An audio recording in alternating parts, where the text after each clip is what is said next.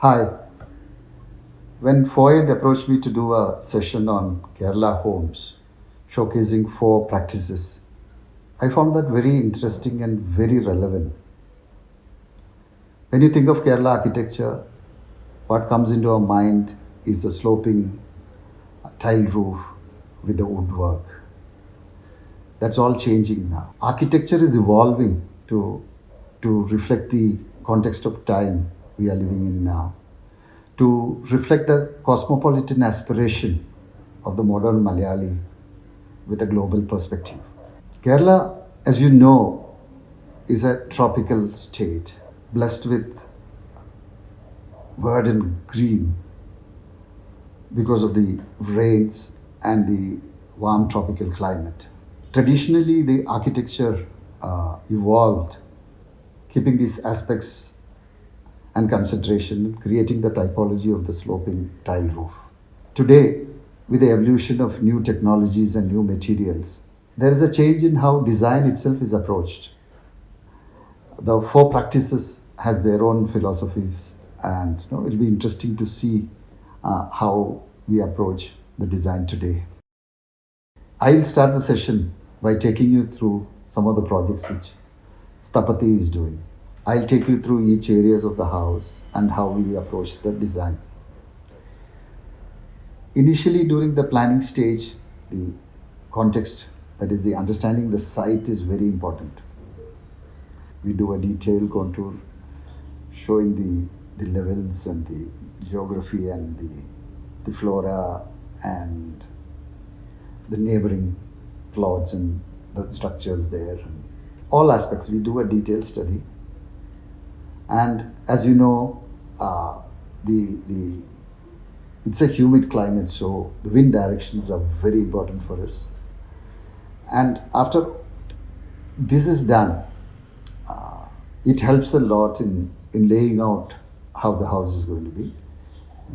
And then the sections are very important. I mean, the planning and the spaces itself, the volume within, is all done by doing various sections and understanding how the light and the volumes play around and how the air flows within the house. As much as possible, we see that we don't use any artificial air conditioning or lighting. If the planning is right, if the spaces are done right, I think we can cut the use of energy to a large extent. And most of the houses we do, we rarely use air conditioning in most of the areas. I think only in the bedrooms we end up using AC if at all. For any Kerala homes, for that matter any homes, the transition from the outside to the inside is very important. The public and semi-public and the private spaces, the transition, how it happens, is given a lot of importance. Traditionally in Kerala, once we enter the compound, we used to have the Pumugam. The Pumugam was the place where, or I mean, you can call it the sit out or the portico, whatever. That's a place where you first interact with somebody who is coming in. In Kerala, this is very important. This is a space where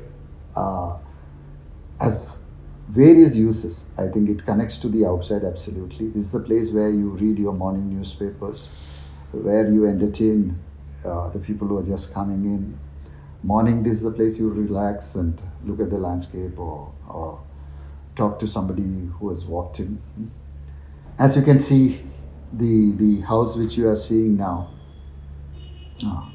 it looks into this wonderful view, and you have the traditional charity, a contemporary interpretation of the traditional charity there, and it has beautiful landscape all around. And I'm going to show you, these are 2 or 3 other sit-outs spaces, the modern day Pumugals. And from this space, we move into the living and dining spaces, which is usually a continuous space, unless it is a very large house where we have a formal living and a formal dining, and then we separate into the family living and the dining spaces. Again, this we do in such a way that it becomes a continuation of the landscape outside, and you can see from the images how this has been done, how when you sit inside you feel the outside coming in, and you can see the living spaces which you are showing now too. These are some of the examples of these spaces. In many cases, the courtyards are often integrated to bring in more lighting and ventilation. And again, you are seeing some of the residences which were done, which shows these spaces. Landscape becomes an integral aspect of architecture in a tropical climate. I think this even comes into these spaces. I think now we come to the spaces which are outside, that is the veranda and the pool decks. These, I would say, are the spaces which are really used. I think at least in these homes, I would say a major portion of their time is spent sitting in these areas. We are taking you through some of the houses which has been done. You can see the water courts and the pool decks and the lily ponds. This is a small glimpse into some of the projects at Stapati. If you look at Kerala today, it is a beautiful period for architecture. There has been a qualitative change in the design. There are a number of practices all over Kerala, many young practices who are doing wonderful jobs. So for me, it was really difficult to pick out 4 practices. The first practice we are going to be showing today is Ecorhythm, started by architect Cyril and his wife Nisha. They're based in Cochin. They have been doing some wonderful work over the years. Cyril, being a very shy person, has not published many of their works. I think very few people outside of Kerala have seen their works. I think it is important, very important that their works are seen, and I'm so glad that they agreed to show one of their projects. So, in fact, I am myself waiting to see what they're going to be showing now.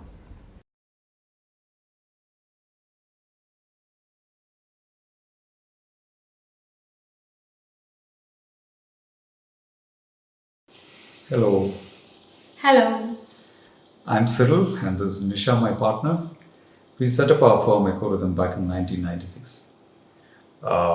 Initially, we took on every project that came our way.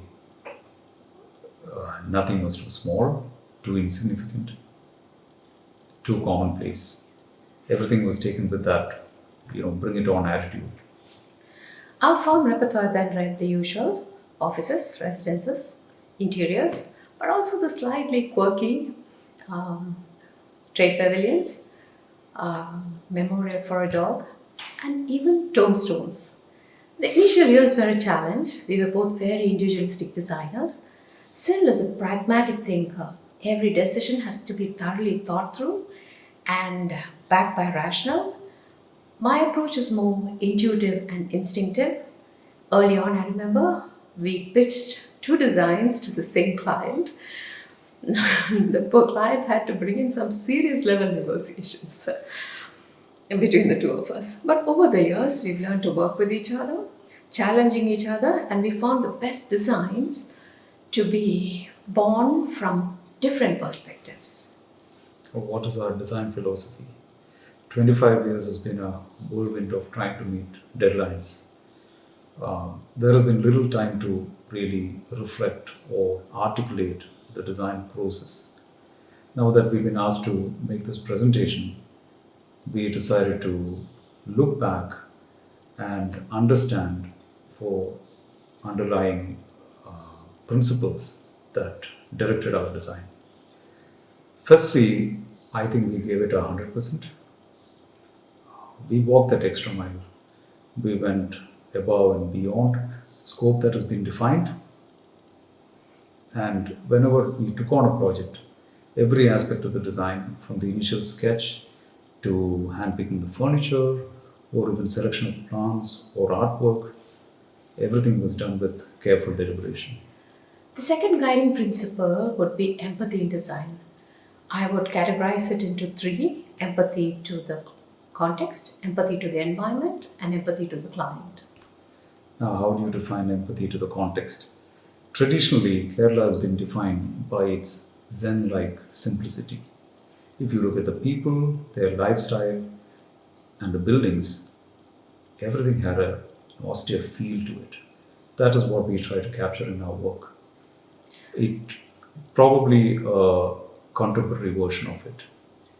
A decade power managed our own waste and water, we would consider it a huge success. But now that has more or less become the norm, and we've decided we endeavor to push it up a notch. Now, about clients or empathy to clients, design should be about people transcribing their aspirations into the spaces they inhabit. Your client could be a movie buff or an art connoisseur or even a quiet bookworm. As an architect, one has to understand their client's personality and what drives them. Today, we're going to present this project that we completed about a few months ago. The site is located for 30 kilometers towards the east of the city, and it's a large property, about 3 acres. I would describe the clients as avid lovers of plants, and they have this amazing collection of exotic tropical plants. And that is what we try to incorporate into the design. Now we'll share uh, the drawings and a short video of the project. Thank you. Thank you.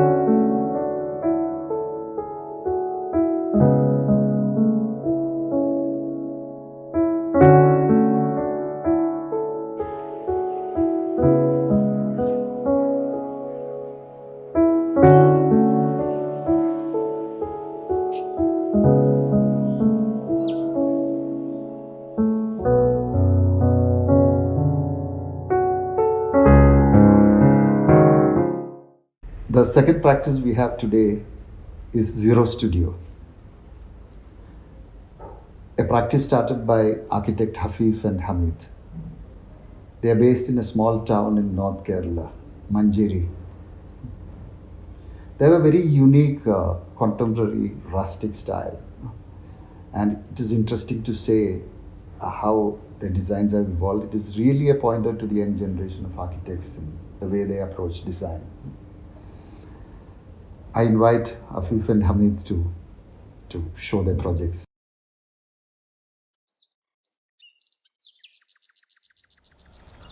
Ours is a creative design studio, more like an art studio, where we look forward to experiment with varying contexts of need. Most importantly, the user. We are a relatively young team, where we believe that it is too early for us to be a part of certain ideology or philosophy, since that might limit us from experimenting or free thinking. In a way, all that we are doing is like we did in this project, trying to converse with nature, know it and hurt it less, and to add something of our own to make the end product special.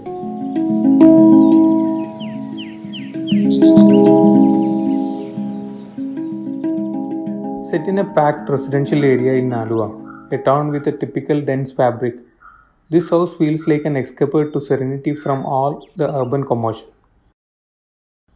The clients, an NRI couple, wanted a house for their family of six, with their two kids and the husband's parents.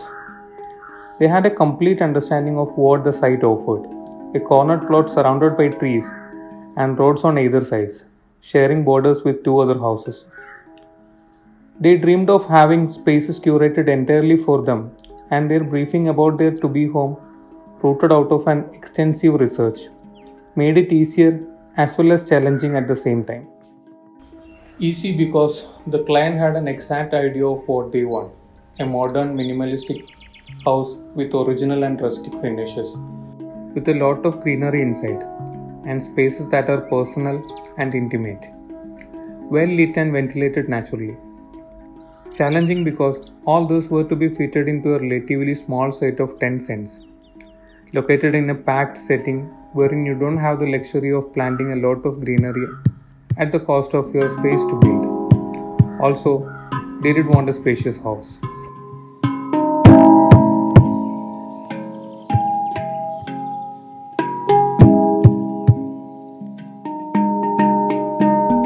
With the given requirements, the house almost takes over the site.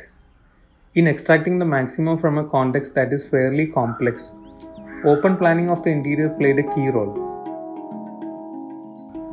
All the major spaces, such as family living, dining, and kitchen, all merges into one, opening out a large internal courtyard as the major source of natural light and ventilation for the house. The result was an inward-looking house which essentially opens out as the user enters from the chaos outside, to a large volume that is enhanced with greenery, natural light, and water.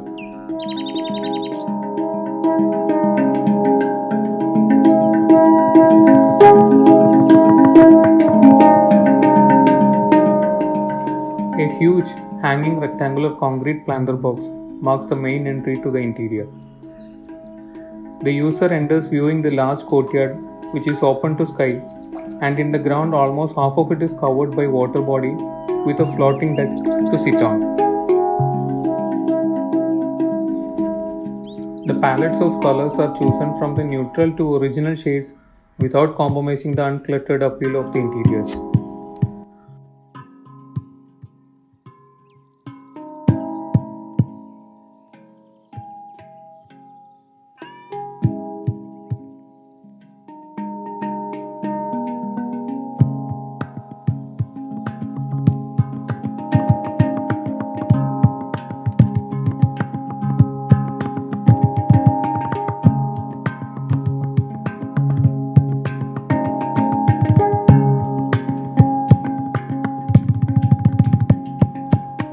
Large door and window openings complement the openness and frame the view towards exterior landscape, which is mostly retained. Along with the main courtyard and the water body, Skylights, floating roof with the ventilator slits help keep the interior temperature and humidity level at check.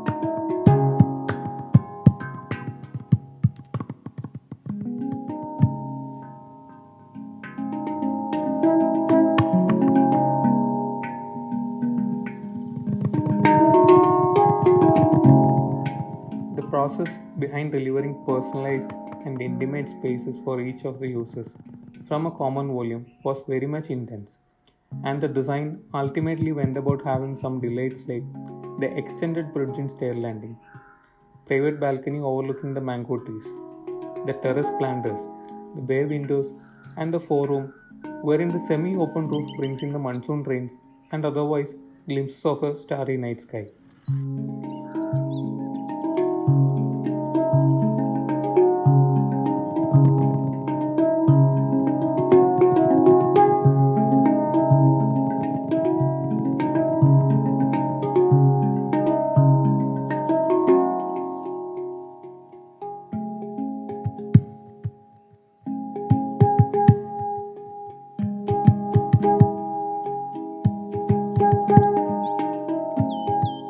These are spaces that involve varying modes where the user can spend time working out, reading and meditating, self musing, dreaming, and maybe doing nothing.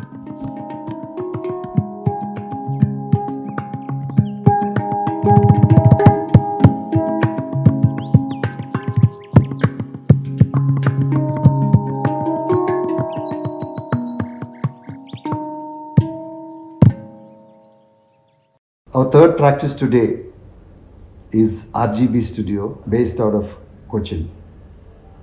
It's a practice which has been started by Kunjan Garg, Rajasekharan Menon, and architect Niranjan Das Sharma. They have been there for, I think, the last 2 decades and doing some incredible work.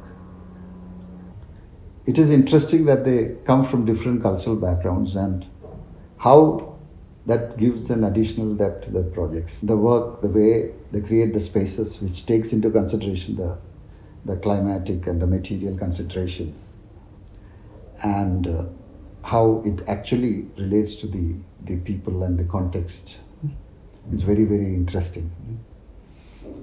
I welcome them to show their projects. RGB is a boutique practice. It came into existence not too long ago. It came into being in around 2010-11 period, and it came into existence as an amalgamation of two firms, which were other two boutique practices by themselves. And we've consciously tried not to increase the scale beyond a limit that we can handle, and the firm deals largely with residential projects, which is actually the bulk of the commissions that one gets in Kerala. The way the practice has evolved over the last 10 odd years, as Raj said earlier, that initially it was an amalgamation of two firms and it became one firm, but eventually the way it slowly evolved itself is that there are these three kind of cellular practices that exist within the larger firm. So all three of us we sit on the same table. So then what happens is that all the projects get discussed across the space, and everyone knows what is going on the other's table. So the very peculiar thing about Kerala is that it's one state which has got an enormous amount of penetration. So what I mean by that is that almost every part of the state is in fact very well connected. It's got a very blanket sort of a layout of infrastructure throughout the state. So what happens in that process is that you have these clients who want to build, but then they're not necessarily focused on the urban areas. Because it is so well connected, it's a great opportunity for architects and designers in Kerala to work on, especially on houses, because you're actually dealing with clients who are spread to deep inside. You know, they're really placed deep inside and in some of the most beautiful locales, not necessarily within what we call the city. So it's rather a city state that we are dealing with. So the context it's not about not just the climatic or the topographical context we have. It's a mixture of all of these things. Like the difficulty we face when we confront a worker who is not really trained in what he is doing. So we have to educate them, or we may have to make workarounds which will suit our details. I mean, to the workers we face. So like situations like that. So that's the context we face. I mean, it's not just a straightforward thing. Also, being residential projects, it's like detailing, customizing to the core. The people come from different contexts. Their education is different. Their lifestyle is different. Their family background is different. Religious, ethnic backgrounds are different. We have a mosaic of cultures there. So we have to adapt to all those things and then bring out a design which is true to what it demands. The residence is for a family of a doctor who is much respected in this place called Koothattukulam in central Kerala. The land is on the outskirts of the town amidst a landscape of paddy fields, undulating hillocks and small farmlands. A family home existed alongside intense farming activities when we first visited the site. There was even a fish pond that was supposed to get expanded into an aquaponics circuit. They wanted a space that would let the larger family congregate once in a while still maintaining the culture of the land. The existing contour of the place was such that the old house was sitting within what became a pit over the years as the rest of the land got raised, while the fish pond was rather secluded due to a steep drop. Our first instincts were those of landscape. How does one let the built form become a generator and connector of these different sites within the site? The very geometry of the plan arose out of these imagined relationships. The house is essentially an expansive roof volume. The walls move in and out of this volume to create smaller zones of privacy within the configuration of the house as well as at the scale of the site. The pool and the adjoining wall create an entrance zone that doubles up as an extended parking and simultaneously forms a more private family garden with the older mango trees and the pool. The angular disposition of the mass creates an intimate farmyard towards the kitchen side of the house as the convex faces open up to more celebratory aspects. The section of the pool is also a connector between the two predominant levels of the site as it negotiates the abrupt differences into a gently navigable slope. Within the house, it's again this angularity that brings about a certain degree of privacy for some of the spaces. The main volume, however, is configured as a large, intimate living organism with varying expanses and fenestrations that connect the top to the bottom, the front to the rear, and the deeper insides to the landscape. Even the main bedroom is designed to open up to this living zone, the possibility of the couple's grandchildren running amok through the space. The materiality of the house arises mainly out of the geometry of the roof, with infills forming varying degrees of control. Stone came into the palette when somebody the family knew from just 2 kilometers away wanted to get rid of some from their site, and it formed the zone-defining wall surfaces here. The landscape that is the key to the project is what will take years to reappear into the space to give life to this imagination.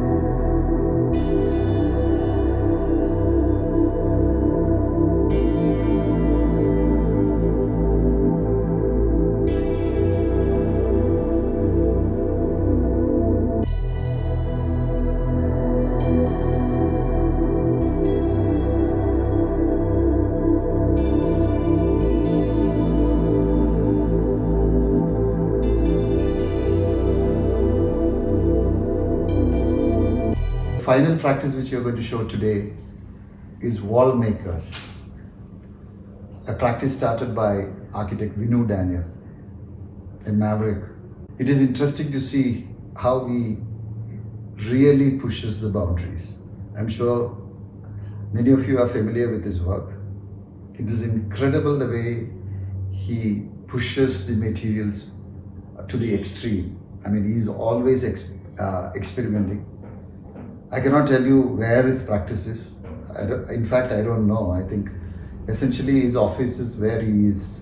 I think in most of the projects, I think the work is done at site.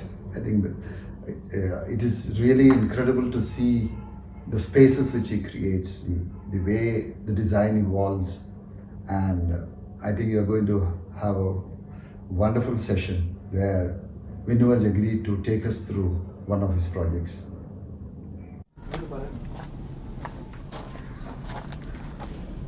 Hi guys, we are going to Kiran's residence now, and one of the big factors that was a big problem for us was the fact that the pathway leading to this. So you can see that this pathway is hardly 2.5 meters. So Kiran's residence, one of the biggest restrictions, as I showed you, was that it was a 2.5 meter road. There was literally no space, and of course our land was also a very small space, and it was filled with buildings on all sides. That there was a small green patch in this side, but again, because of the small road width of the road, this part also had a building facing right in front of it, so it felt very claustrophobic in this atmosphere. So I thought, okay, the only way we can do is of course follow the setback and make sure there are 4 walls which would allow in the breeze. So the breeze was literally coming in like this.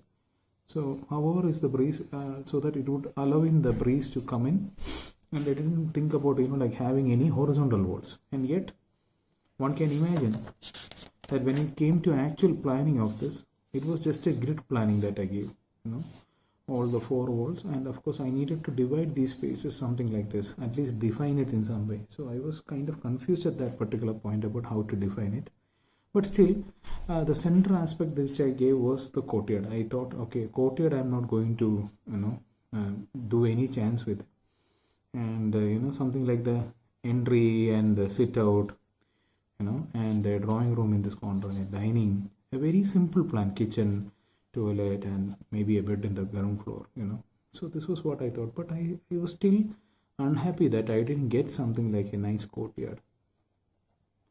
So I envisaged that, okay, fine, what if the courtyard volume, even though the walls start like this, what if the courtyard had a bigger volume than, what was intended? And also I had staircase coming in this particular part. So I thought, it definitely should have a bigger volume for breathing in, because the rest of the property, we cannot face outward. It is impossible. All we can do is face inward. So slowly I thought maybe the walls can start nudging a bit after it starts, something like this. So the walls start nudging a bit more, and here also it starts something like this, and then it slowly goes on until they touch each other, so that the load is transferred. So the similar thing happens in here, because sit out can be a lesser space, drawing room can have more space, so this becomes like this. Dining, of course, and the kitchen also needs to be more. Toilet again can be a bit less. Bedroom can get a bit more space into this. And this particular area, I thought, okay, I need double height, I need light, all those things I thought I need, And on the second floor, however, things can return back to normal, especially, because it is going something like this. It's the same wall, but it's already started something like this and like this and like this. So I thought, okay, maybe these guys can return back to their original position in this idea and return back finally in the upper floor to this straight wall. So there are no horizontal walls. There is no walls like this, which kind of, except for one place in here, which is hiding a toilet in the upper floor. There are no horizontal walls in the entire project. We cancel all horizontal walls so that, whatever is the wind flow, we can capture it in some sense. This has greatly helped us. So this is the basic idea that I wanted to portray in Kiran's residence, so that it's a free flowing space in all sense. So basically what happened is, when I told them that, okay, each and every consecutive level we procure outside. So they were, because this particular type of backdrop I developed for this particular idea.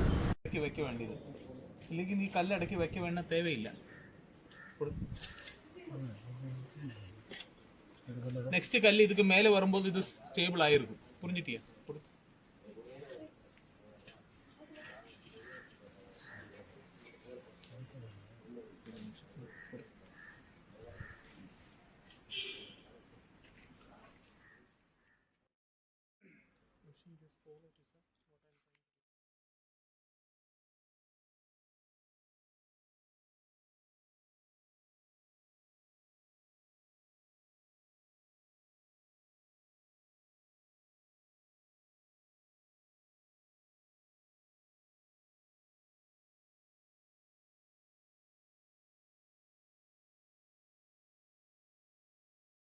So that it can keep on going in a wavy form, outer.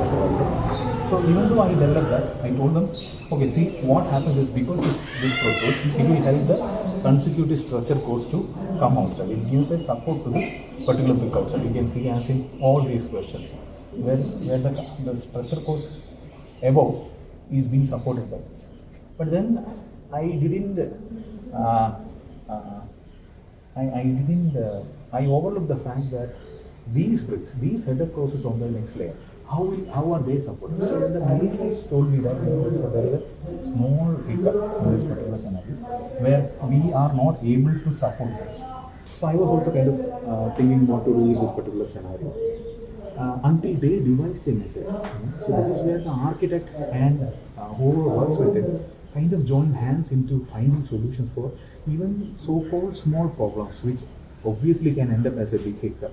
So these guys used, this is something which you find in all your broomsticks, this is this coconut stem. So these guys took this, it's called kuchi by them, and these guys took this particular thing and they kind of fixed it like this to the bottom. So what happened is, this brick supports this particular brick. So the structure course of course is supported by this, but the same brick actually supports this particular brick, which is one of the most ingenious things which I found in this entire technology, which led to solving a lot of issues that happened during the construction. So craft is something which has been wonderfully explored in this particular project, and to make sure that we are getting something, as you can see on top, you can see on top.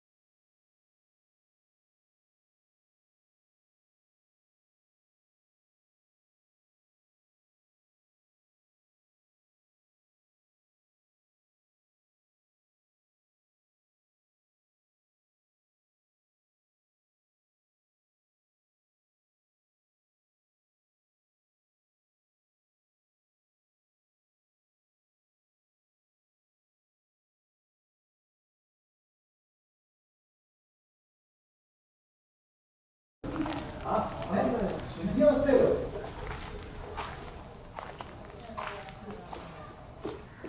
you can see, this is a double brick space. And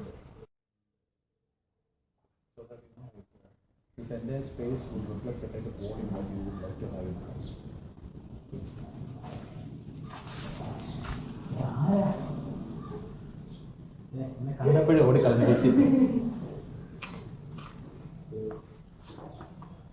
Please go. So one can slowly meet Kiran, Janvi, and Cyril. So this is how we try to design the space so that the entire space is one large hall with a courtyard in the central portion. The courtyard has been designed in such a way that we have a large double volume of space.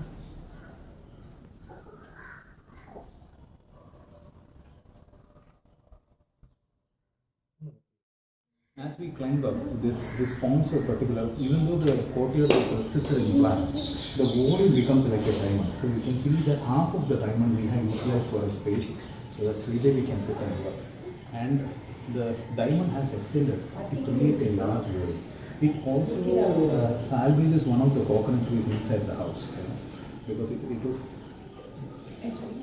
is one of the big factors in attributing cooling and also making sure that the ecology is sustained. So as you can see, the entire volume for this particular area was the prime focus of this project.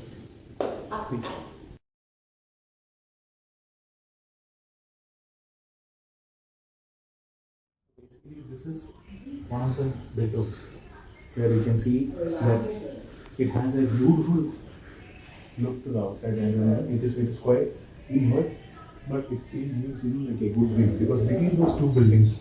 So the design has been done in such a way that we had to make sure that it comes in between those two buildings to give us some rising, as well as like taking the draft. So wind draft is very important because this is a passively cooled building.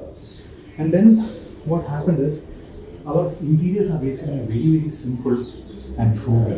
What we did was we basically inserted some places we plastered and oxide, and we inserted this small shelf in there so that we could utilize it for a bed shelf and like whatever we can put on this basically. And this is a small oxide slab, oxide bed slab, which has a storage inside. And as you can see, that there is also a cabinet that is put, and whatever the requirements of a normal household. I would like to come to the project. So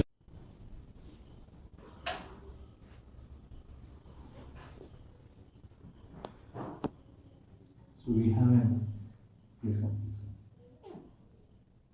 We have a nice toilet, and the best part of this toilet is that there is a shower, and the wall has actually changed in its location to give us a shower, and the light in this particular part is something which I feel very fascinating.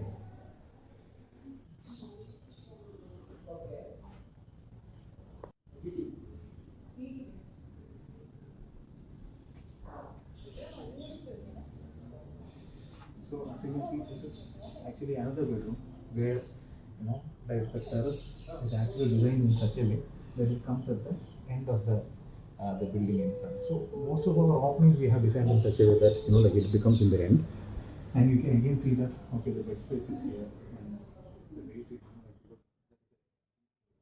and we also made sure that we could create a small swing in this area to enjoy this setup. This is one of the most relaxing part because opposite this property, the property is owned by an actor who has a garden. So from this window you can look at the garden and enjoy the view. So this is what happens when you are in an urban scenario. You have to make sure that you work out all these things in such a scenario that it comes to your advantage rather than a disadvantage.